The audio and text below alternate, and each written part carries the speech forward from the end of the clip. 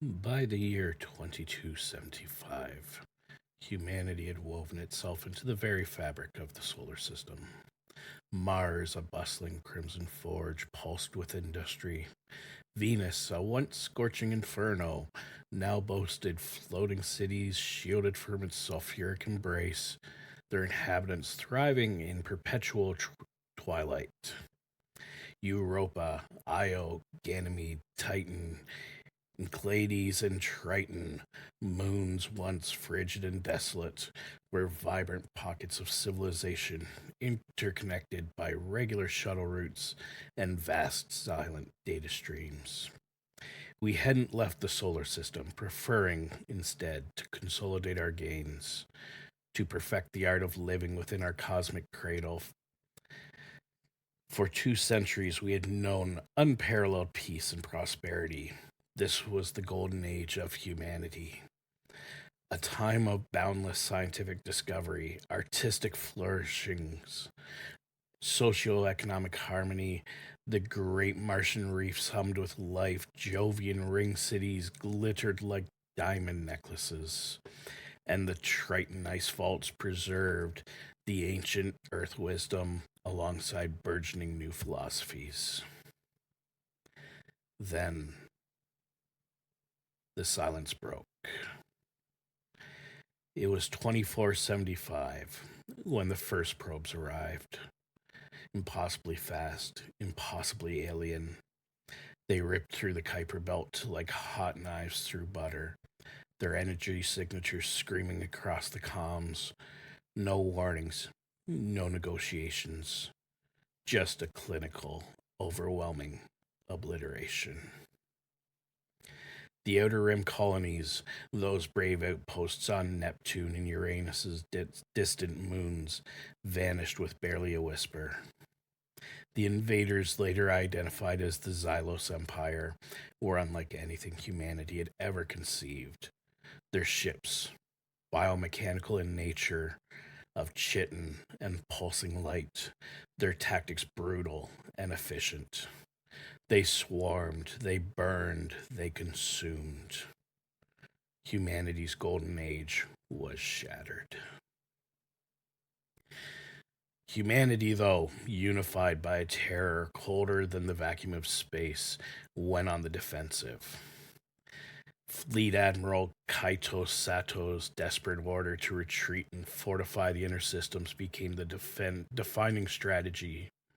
Mars became a fortress world, its orbital defenses glistening, the Venusian skies.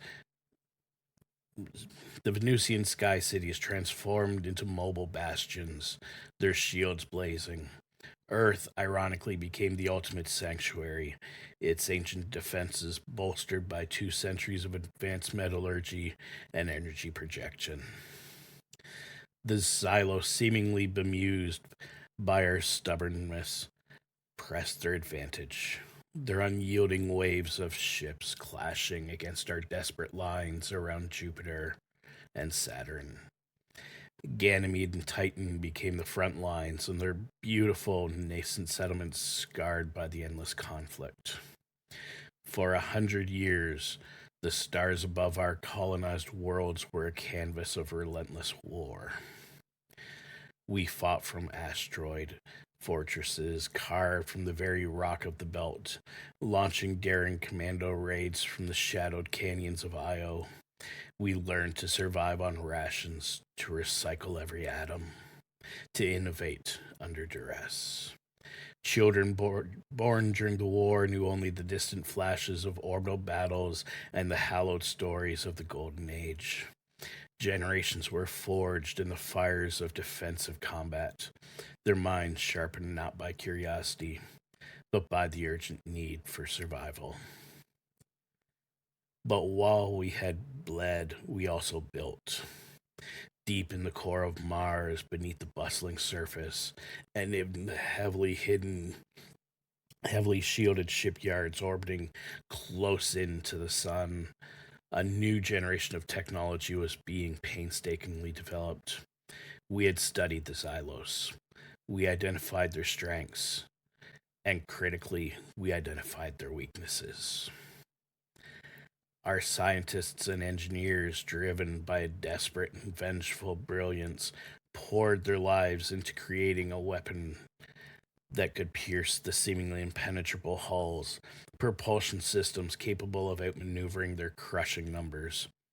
Faster than light had always been theory for interstellar travel. Now it was practical necessity for reclaiming our system. By 2576, the long vigil was over. The fleets that emerged from the shielded shipyards were unlike anything seen before. Sleek, angular vessels, hummed with suppressed power, their weapon arrays pulsing with a hungry energy.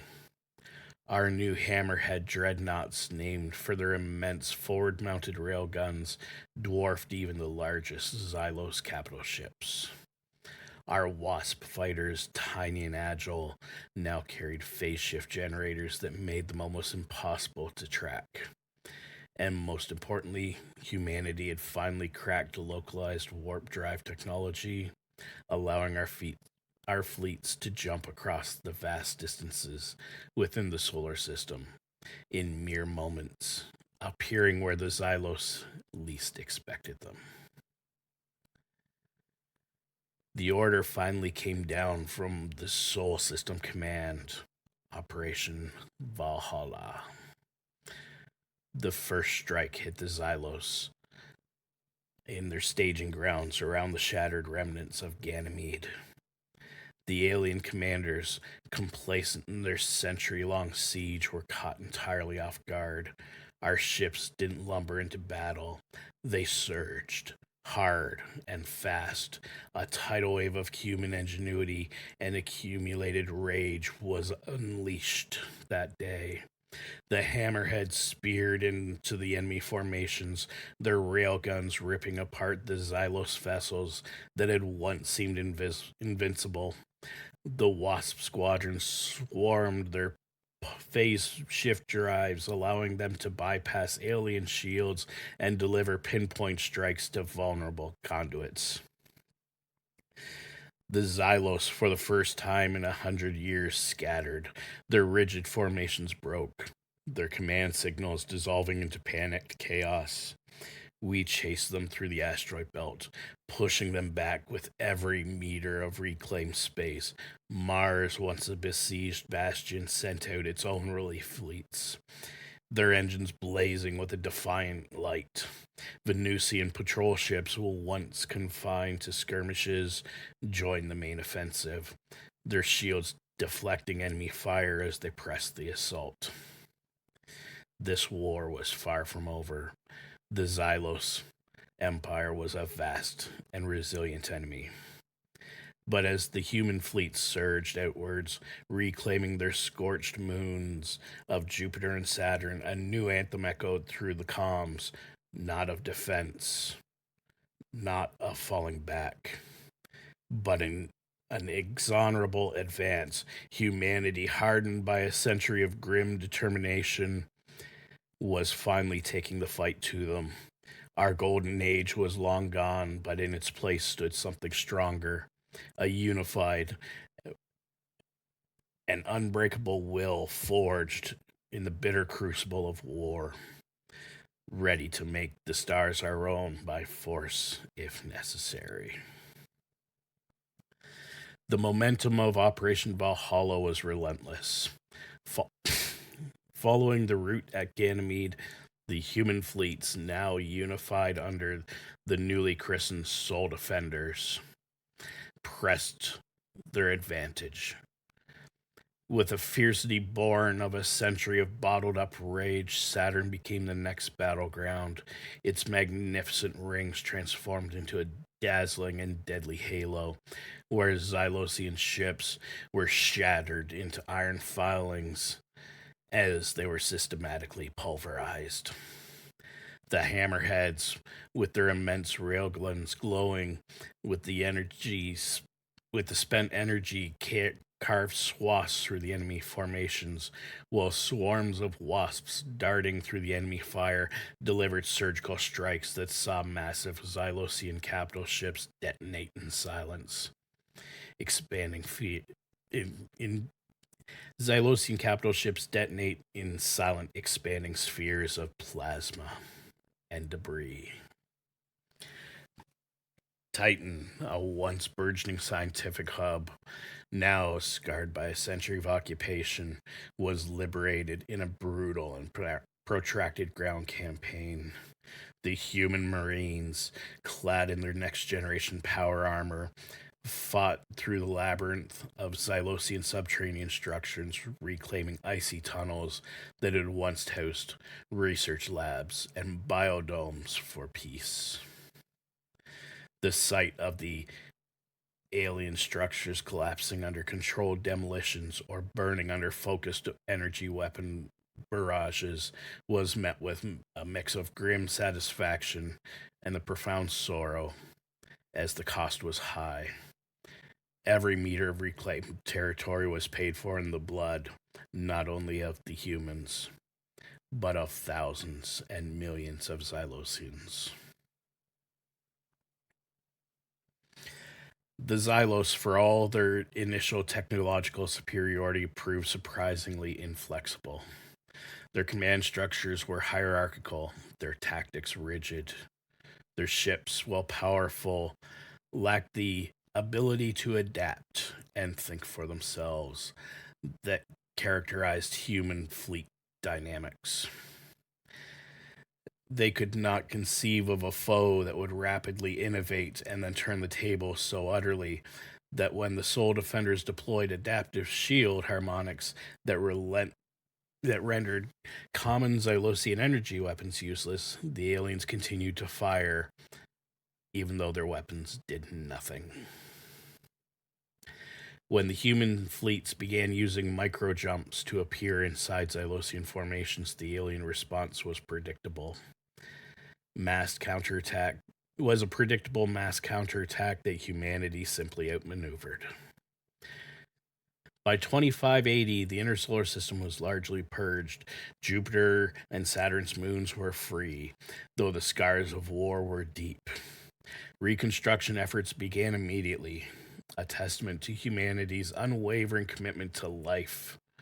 Even amidst the continuing war, supply lines stretched thin, shuttles teeming with engineers, biosculptors, welders, and construction workers began flowing back into the liberated worlds, patching the gaping holes in orbital habitats and reigniting the dormant fusion engines. The Soul Defenders established a forward operating base on Europa and Euclides, using them as staging grounds for the next phase of the offensive. The Xylos had retreated to the outer worlds, their remnants consolidating around Uranus and Neptune and beyond, into the black reaches of the Kuiper Belt, where they had first appeared 2 centuries ago. Here, their numbers remained formidable, and their tactics began to shift, albeit slowly.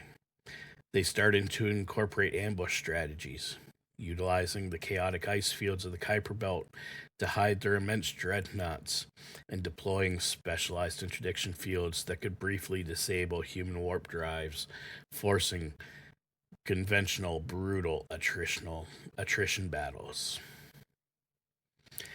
It was during the push towards Uranus that humanity once encountered.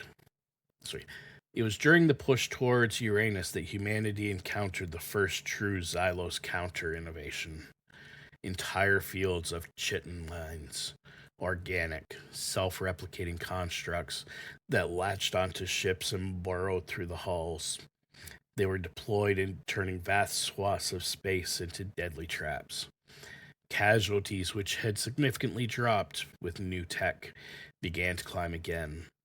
The grim reality that the Xylos, despite their rigidity, were not entirely static, settled over the fleet. But humanity had learned to thrive on its challenges. Engineers worked round the clock, developing countermeasures. Sonic disruptors that shattered the mines, and specialized ablative armor designed to shed parasitic constructs. The war was no longer just about overwhelming force, it was furious evolutionary arms race that humanity, forged in the fires of survival, was uniquely equipped to win. Operation Valhalla pressed on, but became was renamed to Operation Homecoming by a weary but resolute Soul Command. The goal was no longer merely defense, nor even reclaiming territory within the solar system. It was about pushing the Xylos out entirely to the last alien ship, to the last Chitinous warrior, to the last Xylosian beast. The outer planets of Neptune and Uranus were still shrouded in the alien presence, but human fleets, now veterans of hundreds of battles over the 2 centuries, were drawing closer. The silence that had once that had the silence that had broken 2 centuries ago would not return until the solar system was truly, irrecoverably human once more. And then perhaps humanity would finally look beyond the cradle to whatever lay in the vast, unexplored dark. The universe, it seemed, was far larger and far more dangerous than our golden age had ever dared to imagine. The assault on Uranus was a protracted nightmare, a macabre ballet of destruction played out against the backdrop of swirling sapphire and emerald clouds. The Chitin mine's initially terrifying novelty had become a staple of Xylos defense. They clung to the very rings of Uranus and camouflaged amongst the ice and debris, pulsing with malevolent organic energy. Swarms of them would detonate prematurely, creating localized EMP bursts that momentarily blinded human sensor rays. Or worse, they would latch on to unsuspecting hammerheads with their chitinous tendrils, drilling into the thickest armor plating. Captain Rostova, commanding the dreadnought Vigilance, watched grimly as her hammerhead escort the iron watched grimly as her as the hammerhead escort, the ironclad, shivered violently on her main view screen. Its point defense lasers flared frantically, trying to cook off the hundreds of mines clinging to its hull. But a few tenacious barnacles burrowed deep. A section of the ironclad stern glowed red, then spewed a gout of superheated plasma. Rostova knew the drill. Emergency bulkheads would seal, damage control teams would scramble, and the parasitic life forms would be purged within. But it was slow, painful, and demanded an ever-precious crew. Human engineers, though, back on Earth and Venus and Mars, were proving their worth tenfold, though.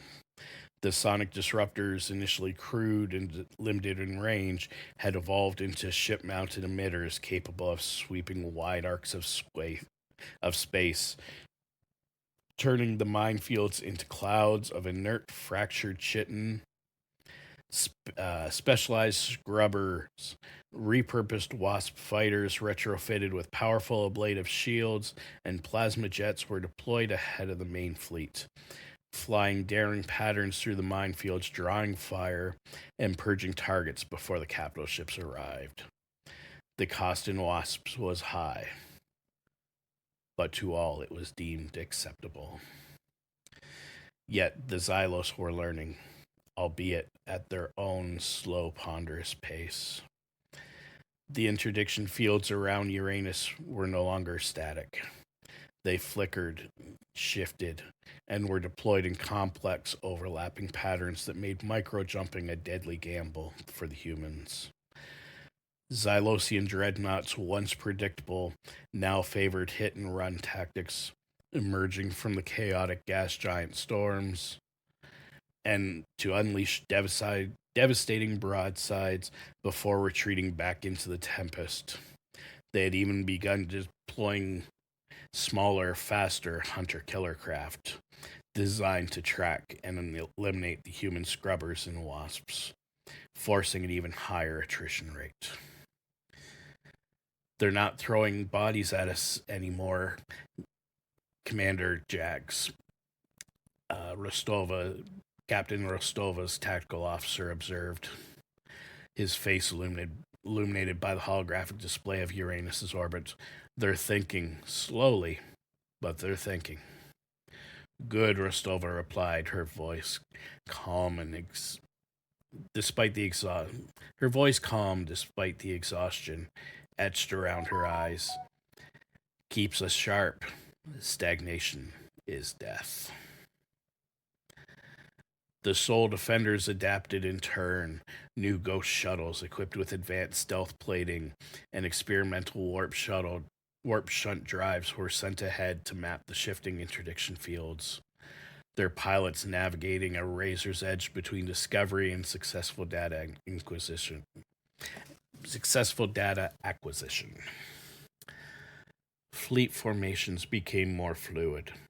Capital ships operating in smaller, highly mobile wolf packs, supported by ever larger swarms of wasps and the newly introduced Mantis gunships. Smaller, faster versions of the hammerheads, designed for rapid-fire engagements. After weeks of continuous grinding combat, marked by a constant hum of the weapon's fire, piercing cries of damage alerts, Uranus was finally declared clear, and the last Xylosian dreadnought, caught between the crushing gravitational pull of the planet and the relentless barrage of the Vigilance and her escorts, had exploded in a silent, brilliant testament to Sol's defenders' tenacity. Ground teams moved in immediately, and a wave of human life reclaiming. Ground teams moved in immediately, a wave of human life reclaiming the icy moons of Uranus, Miranda, Ariel, Umbriel, finding them ravaged but not beyond hope. The war machine, however, could not pause. Neptune awaited, shrouded in the deepest, coldest reaches of the solar system, beyond even the reach of the faint sun. Intelligence reports indicated that Xylos had consolidated their remaining forces there, constructing massive, heavily armored bastions embedded within the very structure of the planet's moons, particularly Triton, which they had transformed into an immense fortified shipyard and command center. This was to be the final and decisive battle for the solar system. Operation Homecoming was nearing its climax. The human fleets, leaner, meaner, and forged in the crucible of escalating galactic warfare, prepared for the final confrontation.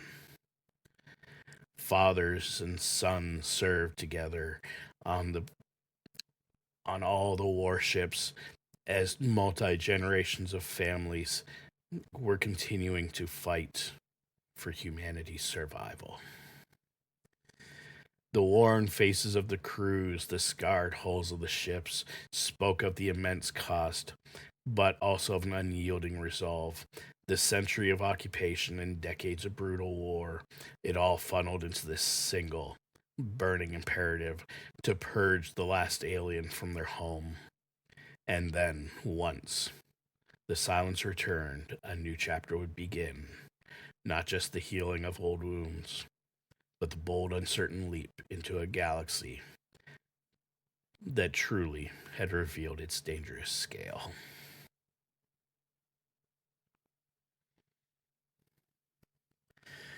The journey to Neptune was a descent into an alien night. The feeble sun, a distant, indifferent star, offered little warmth or light, leaving the gas giant in its icy return swayed in perpetual twilight. The human fleet, now formidable if battered, was a spearhead cutting through the void, their navigation lights glinting like desperate fireflies in the vast, inky blackness.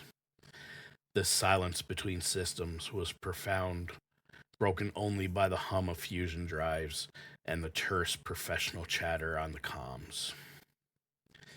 Intelligence had not overstated the Xylos consolidation. As ghost shuttles and long range probes had ventured closer, their sensors returned a painted grim picture. Triton, Neptune's largest moon, had been transformed into a colossal, grotesque stronghold. Its cracked nitrogen ice crust was riddled with yawning catoms that belched superheated gas, the product of geothermal vents, harnessed and weaponized. Within these natural furnaces, the Xylos carved out immense biomechanical foundries, churning out new iterations of their weapons platforms. The moon's very surface bristled with a heavy energy emplacements, their emitters glowing sickly with an internal light, and its orbital space was dense. Three-dimensional webs of introduction fields, and more intricate and lethal than anything ever encountered at Uranus. It's a bone-deep fortress, Admiral. Commander Jack's voice was grim as he highlighted a holographic projection of Triton. The moon spun slowly on the command deck of the Vigilance, its features familiar, now obscured by alien architecture. They've integrated their defenses directly into the moon's geology. Those thermal vents aren't just power sources, but they're also acting as natural cloaking fields, disrupting our long-range scans. And the interdiction network, it's dynamic, predictive.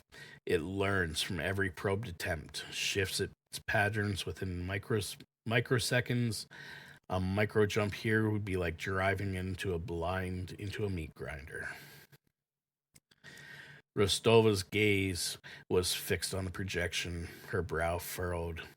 So no precision strikes, no quick entry. They want a siege. They want to bleed us dry before we even touch the surface, Jax confirmed, zooming in on a specific sector here. See here, these aren't just Chitin mines, they're bionets, smaller, faster, and they deploy immense interlocking patterns. They don't just explode for EMP, they're designed to ensnare, then detonate, pulling ships into cascading chain reactions.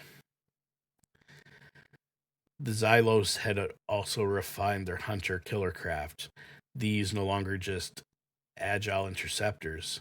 They were now equipped with rudimentary but effective cloaking technology and focused disruptor charges. They lurked in the deeper shadows of Neptune's rings, waiting for the human scrubbers and mantis gunships to push too far ahead before unleashing their devastating, untelegraphed ambushes.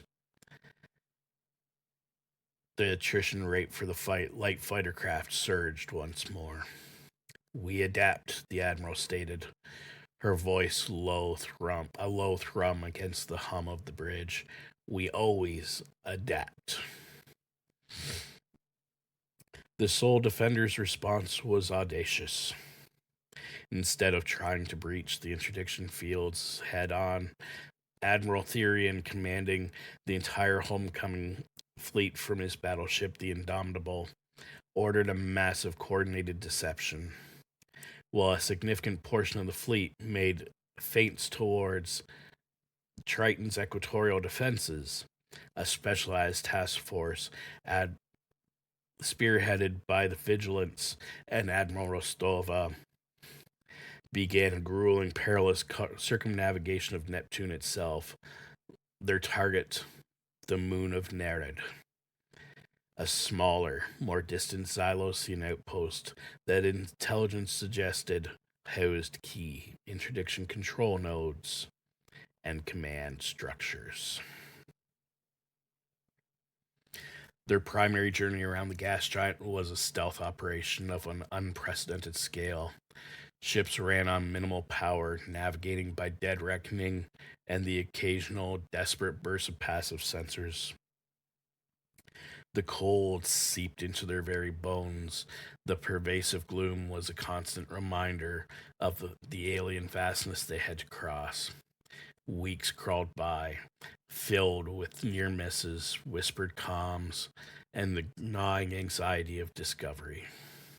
Finally, the Vigilance and her wolf pack emerged near Nerid. The Xylos focused on the main feint at Triton had left Nerid's defenses comparatively weaker. The battle was swift and brutal. The Mantis gunships, moving like furious, illuminated insects, swarmed the alien emplacements, their plasma cannons spitting fire. The Vigilance unleashed a full broadside of sonic disruptors, turning large swaths of bionets into inert dust. The Xylo structures on Nerid, though formidable, lacked the deep-rooted integration of Triton's bastions. Within hours, Nerid was secured, its control node captured, and with a very precise precision strike from the Vigilance's main cannon array, it was annihilated. The effect was instantaneous and dramatic. The intricate predictive interdiction fields around Triton flickered momentarily, stuttered, and then collapsed into a less organized, chaotic barrier. It was still deadly, but it was no longer thinking. They were blind. Now, Admiral Rostova's voice resonated across the fleet comms, cutting through the celebratory murmurs. Now we go home. The remaining fleet, which had been pressed into the feint, the remaining fleet which had been pressing the feint now gathered its strength, turning its full might towards Triton. This was the final bloody act of Operation Homecoming. The scars on the ships, weariness in the eyes of the crew, the silent sacrifices of countless comrades, all were converging on this single, frozen, alien-infested moon. The very act seemed to cradle with the energy of impending doom, and despite the burning hope for an end to a long war, the very air seemed to crackle with the energy of impending doom and the desperate burning hope for an end to this long war.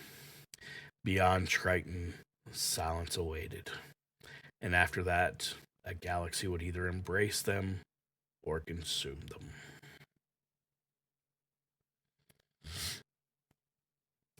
The Soul Defender's final assault was not an elegant ballet of precision, but a brutal and relentless hammer blow.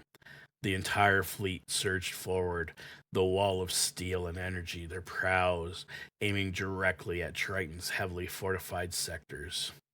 The Indomitable led the charge, its immense bulk shrugging off the less organized Xylosian fire, acting as a shield for the destroyers and cruisers that followed in its wake.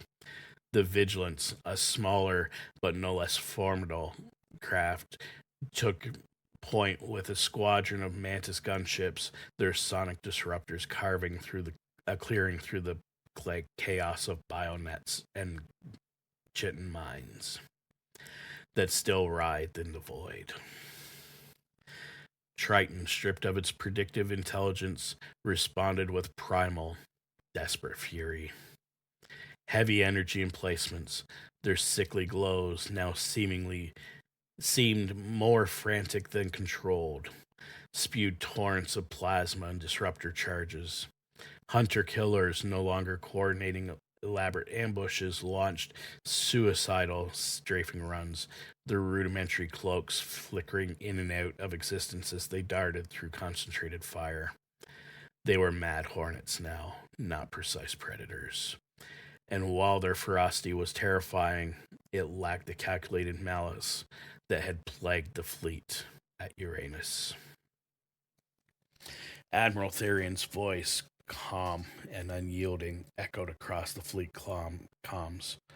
All available firepower on those chasms. We breached the shell. The battleships and heavy cruisers unleashed everything they had. Their primary assault cannons, usually reserved for capital ship engagements, hammered the massive glowing fissures that marked the Xylosian geothermal foundries. Chunks of nitrogen ice, alien alloys, and petrified chitin exploded, outward in vaporizing, blinding flashes. The very surface of Triton buckled and groaned under the sustained bombardment. Gradually and agonizingly, the chasms widened, the internal light from within glowing brighter, revealing the grotesque biomechanical structures churning within. Breach is confirmed. Ghost shuttles prepare for insertion. Jax's voice barked from the Vigilance's tactical station. Specialized assault shuttles packed with heavily armored Soul Defender Marines and combat engineers plunged into the inferno. It was a descent into a living nightmare. A labyrinth of searing heat, toxic gas, and Xylosian defenders that swarmed from every orifice, their multiple limb forms scuttling through the molten rock and alien machinery. The comms filled with static laced reports of close quarters combat, the crackle of energy weapons, and the desperate shouts of officers against the roar of the foundries. From the bridge of the Vigilance, Admiral Rostova watched a holographic display, her brow furrowed, knuckled white on the command console. The map of Triton was a chaotic dance of red and blue, indicating the Xylos and human presences. Red pockets were being extinguished one by one, but at a terrible cost of human marines. The primary foundry nexus. All available firepower. Indomitable. Fire on the primary foundry nexus. The Indomitable's main sequence The Indomitable turned her ship and fired her main spinal lance, a weapon of last resort. A searing beam of concentrated energy, visible even against the chaotic glow of Triton, lanced down from orbit, striking deep within one of the most active chasms. A blinding flare erupted from Triton's surface, followed by a seismic tremor that rippled through the entire moon, even shaking the ships in orbit. Secondary explosions blossomed from within, a horrifying cascade as the chain reaction of destabilized geothermal energy and alien material consumed the core production facilities. The effect was immediate and profound. The Xylosian resistance, suddenly leaderless, and without their vital production, faltered. Hunter-killers disengaged, their movements erratic, colliding with each other and the void. Ground forces inside the moon ceased their frantic attacks, replaced by sporadic, uncoordinated bursts of defiance. The battle for Triton was agonizingly slow to end, a grinding cleanup operation that lasted for hours, then days. The last pockets of resistance were methodically annihilated, but the tide had irrevocably turned. The cost was immense. Dozens of human ships were crippled or destroyed, their hulks drifting as solemn monuments to the fallen. Thousands of human lives had been extinguished in the blackness of Neptune's orbit, or burning, the millions burning on the alien surface of Triton below. The Vigilance bore fresh scars, entire sections of its hull scorched and buckled, its crew exhausted, but alive. a true testament to human resilience. Silence did descend, but it was not the profound, indifferent silence of deep space. It was the ringing silence of victory, a silence conveyed with the heavy weight of sacrifice. The remaining fleet, truly battered but unbowed, began its long, quiet journey back.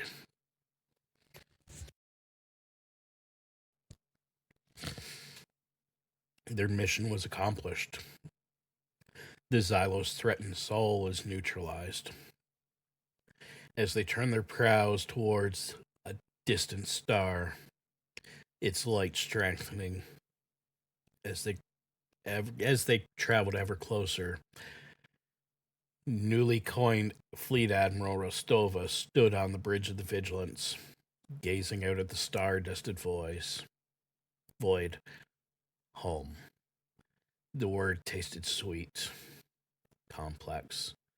They had fought their way through hell, pulled themselves back from the brink of extinction. The galaxy was still vast and still unknown, but humanity had proven it could endure, could fight, could win. The long war against this specific enemy was finally over within their system. The true test of rebuilding and remembering or finding their place in an ever wider, perhaps still dangerous cosmos was just now beginning.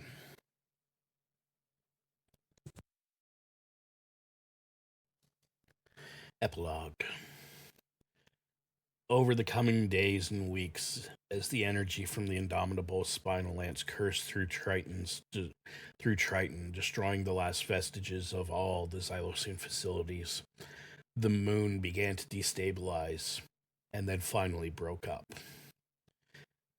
The pieces of Triton fell into orbit around Neptune, and Sol's silent scientists and astronomers all said that over the coming millennia,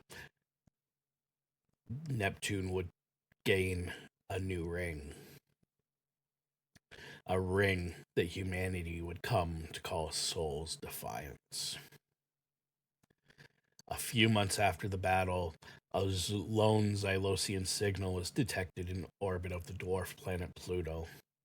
Sol's defenders, not taking any chances, deployed the wolf packs of the Vigilance and Indomitable to investigate. Upon entering Pluto's orbit, they found a single, lone Xylosian destroyer, with its shields and weapons powered down, transmitting a signal they wanted to parlay an end to the war that had cost billions of lives on both sides. During the negotiations, Grand Admiral Rostova gave no quarter, but also demanded no reparations. All that humanity demanded was the detailed galactic maps of the galaxy, all the known alien species, the locations of their home planets and colonies, and any known technology. The demand for information on all Xylosi's offensive and defensive systems, intergalactic faster-than-light communications, and travel were freely given by the Xylosians for a guarantee that humanity would not attack the Xylosians' home system and purge them from the galaxy permanently. Lastly, humanity demanded that Xylos tell all their allies and trade partners that humanity was here. We will not be attacked. We are a far stronger species than any would ever expect. And than what Xylos even faced over the last 2 centuries. We will not stand by and let humanity be attacked again. All we want is peaceful trade and to be allowed to have a few colonies outside the Sol system. But Sol will never be pushed to the defensive again. As negotiations concluded, and the Xylos destroyer turned to head back to its homeworld, the Xylosian admiral sent one last communique directed to Admiral Rostova. After sending probes to your solar system for hundreds of years, we never thought humans would amount to such a foe. It's been a great honor to meet you, Grand Admiral. May we live in peace, and you never have to bear your arms again in anger. Farewell, my new human friends. With that, the last Xylosian destroyer entered warp space and left Sol for the final time. For the next 5 years, humanity had zero contact from outside our solar system. Until one day, a lone Xylosian merchant ship entered Sol space and requested permission to trade its wares with humanity. This one merchant ship then became 2, then 4, then 20, then 100, then 1,000. And slowly, humanity and all her galactic neighbors entered a new age of prosperity, as the merchants slowly began turning Sol's planets and space stations into trade hubs, plying their wares not only to humanity, but to the rest of the galactic community. This peace lasted for a great number of centuries until a new menace appeared and required old foes to join forces and face this new threat as friends and allies, not as enemies. But that's a tale for another day.